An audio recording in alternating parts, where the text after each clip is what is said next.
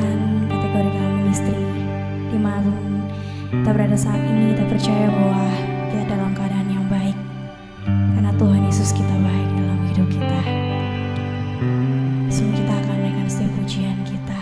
Mari kita berdoa. Bapa yang baik, terima kasih. Sungguh indah yang Kau lakukan dalam sepanjang kehidupan kami, Tuhan. Terima kasih, Tuhan.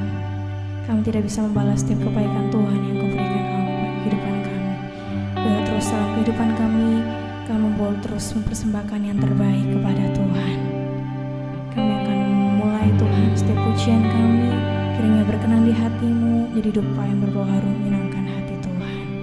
Terima kasih Tuhan, hanya dalam nama Tuhan Yesus. Haleluya. Amin. Sungguh indah yang Kau lakukan dalam sepanjang kehidupan kami, Tuhan. Sungguh besar pengorbanan-Mu dalam hidup kami.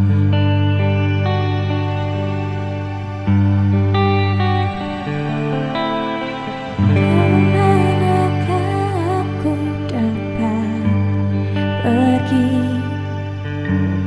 menjauhi roh-Mu yang suci, Kau sahabat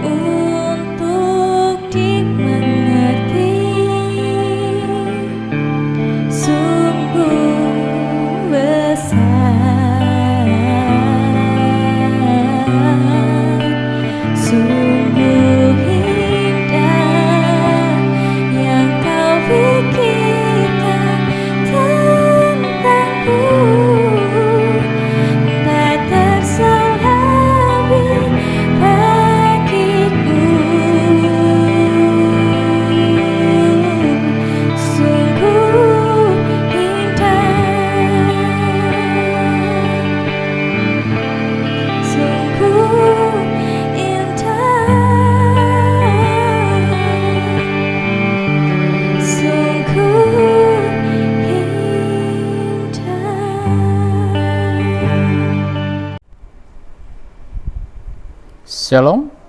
Mula pertama saya ucapkan selamat malam. Salam dalam kasih Tuhan kita Yesus Kristus. Bapak Ibu Saudara, dalam ibadah kategorikal ministry PA malam hari ini, saya yakin dan saya percaya dalam kehidupan kita terus kita selalu datang kepada Tuhan, belajar firman Tuhan. Saya yakin iman kita akan bertumbuh. Mari kita berdoa.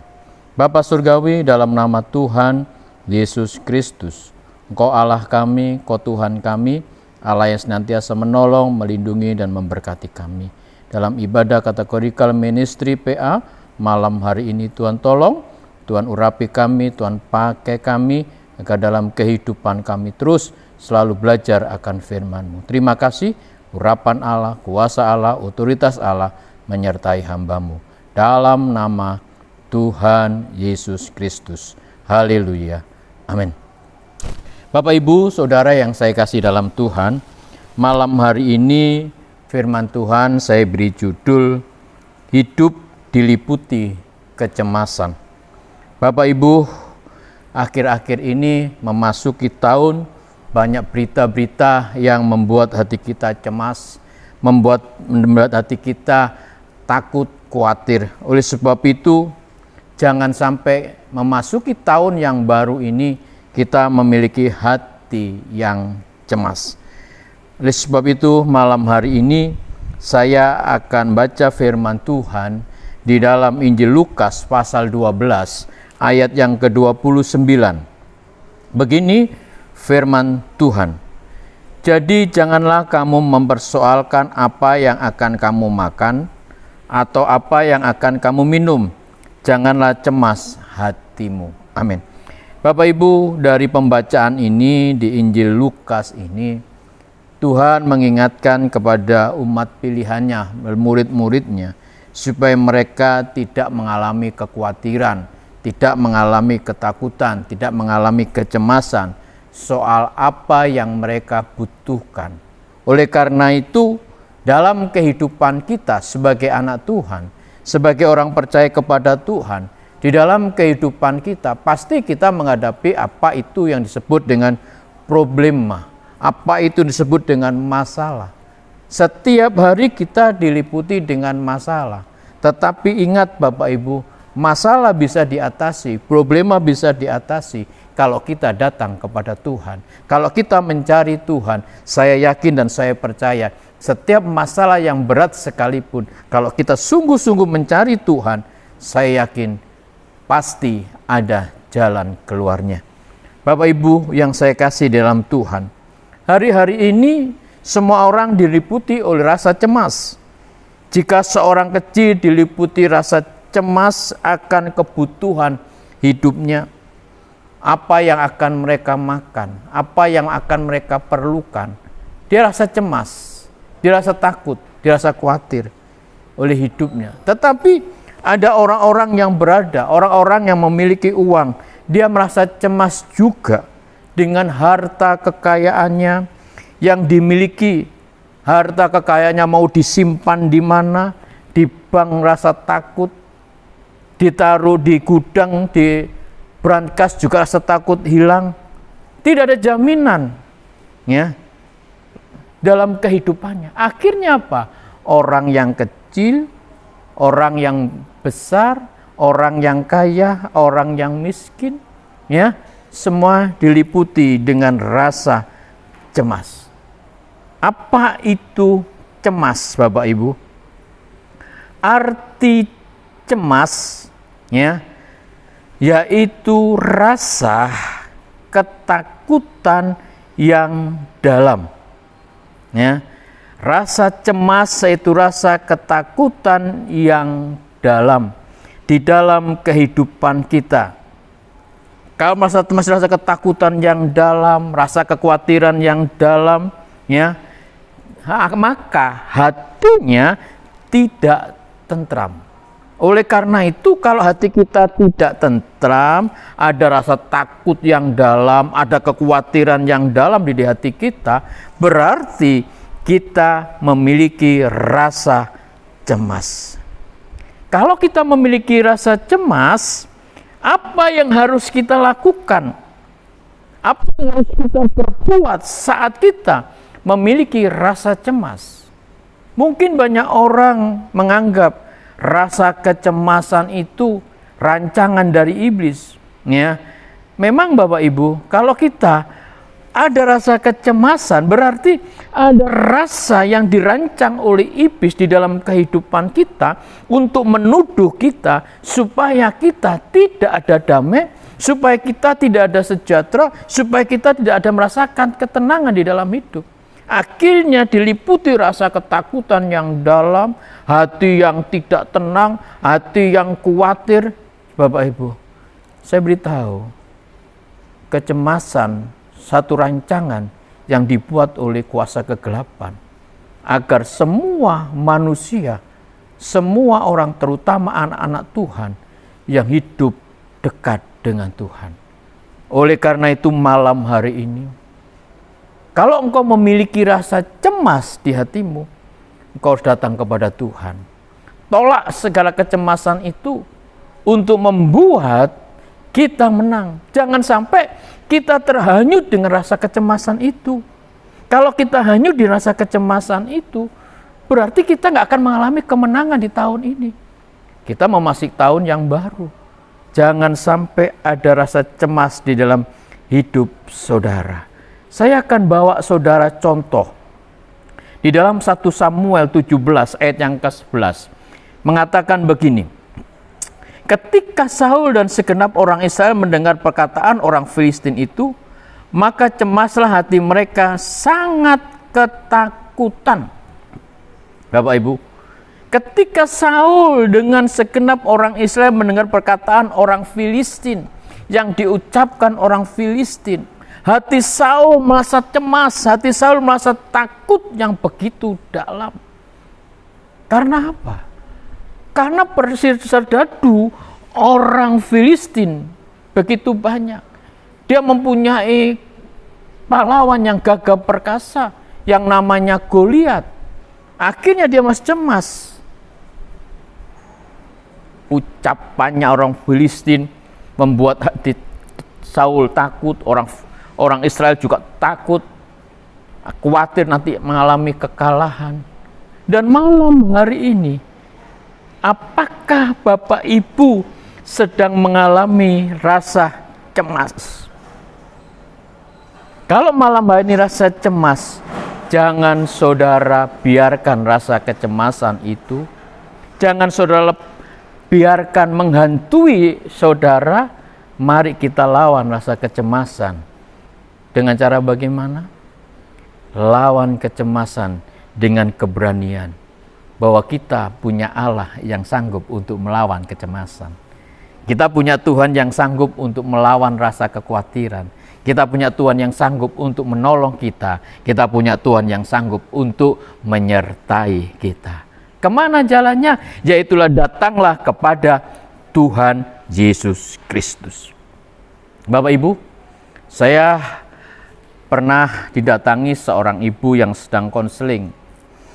Dia mengatakan begini, Bapak Ibu, saya ini, hati saya mau keluar rasa takut, mau pergi kemana rasa takut, khawatir, gelisah. Setelah dia cerita seperti itu, saya sampaikan, apakah Bapak Ibu tadi menyatakan, apakah Ibu punya masalah? Saya katakan, saya tidak punya masalah. Kenapa rasa takut ada? Kenapa rasa khawatir ada dalam hidupnya? Setelah itu saya beritahu, mari Bapak Ibu ungkapkan ada masalah apa di dalam hidup. Akhirnya dia mengatakan, oh ya, saya lagi marah dengan suamiku. Dia ungkapkan kemarahannya dengan suaminya, disimpan bertahun-tahun, kejengkelan dengan suaminya. Karena apa? Maaf, saya nggak akan buka, Bapak Ibu. Dia jengkel sampai tidak mau lagi ketemu dengan suaminya. Akhirnya kecemasan itu menghantui, membuat hatinya depresi, Bapak Ibu. Dari hal seperti ini, mari kita melihat, masalah boleh ada, problema boleh ada. Jangan sampai masalah problema itu membuat hati saudara cemas, membuat hati saudara takut dan khawatir. Seperti saya katakan tadi, kecemasan itu rancangan oleh iblis, dibuat supaya saudara tidak bisa merasakan sukacita dari Tuhan. Bapak Ibu yang saya kasih, saya kembali.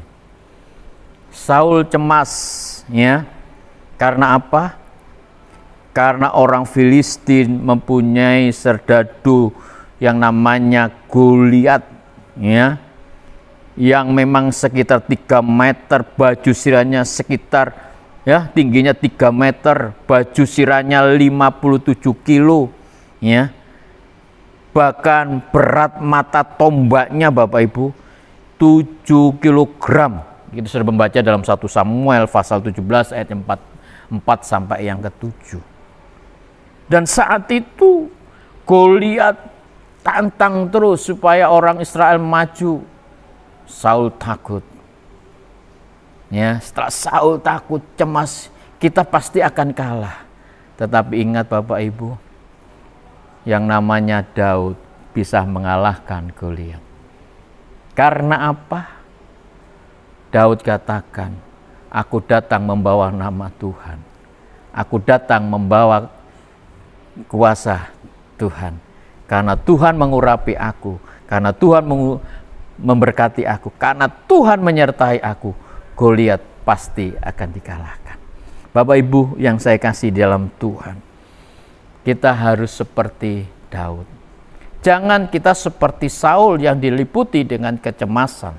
Malam hari ini saya ingatkan, jangan takut menghadapi situasi di tahun yang baru ini dengan rasa cemas. Hadapi tahun yang baru ini bersama dengan Tuhan.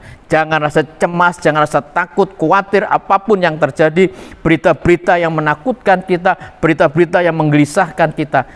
Melangkah dengan iman seperti Daud. Aku melangkah dengan iman karena aku percaya bahwa Tuhan menyertai aku. Aku gak akan rasa cemas, aku gak akan rasa khawatir lagi, aku gak akan rasa takut lagi. Karena apa? Karena aku berjalan bersama dengan Tuhan. Malam hari ini dalam renungan kategorikal PA, jangan engkau cemas, Tuhan menyertai engkau. Tuhan bersama engkau, karena Tuhan akan menyertai orang-orang yang selalu dekat. Jadi malam hari ini Tuhan menyertai engkau, engkau harus dekat dengan Tuhan. Amin. Tetap mengikuti kategorikal PA, terus kita berdoa sama Tuhan. Terus kita mencari Tuhan. Saya yakin tahun 2004 dapat kita lalui, tahun 2025 dapat juga kita lalui. Karena apa? Karena Tuhan bersama dengan kita. Tidak usah cemas, tidak usah takut, tidak usah khawatir. Karena kecemasan senjata iblis untuk membuat kita mengalami kekalahan dan kekalahan. Malam hari ini Tuhan bersama saudara. Tuhan memberkati. Amin. Mari kita berdoa. Kami mengucap syukur dan terima kasih atas kasih Tuhan, atas anugerah Tuhan, atas kemurahan Tuhan, atas pertolongan Tuhan. Tuhan mengajarkan kepada kami supaya kami jangan cemas, karena kecemasan adalah senjata iblis untuk menakutkan kita supaya kita kalah dan kalah.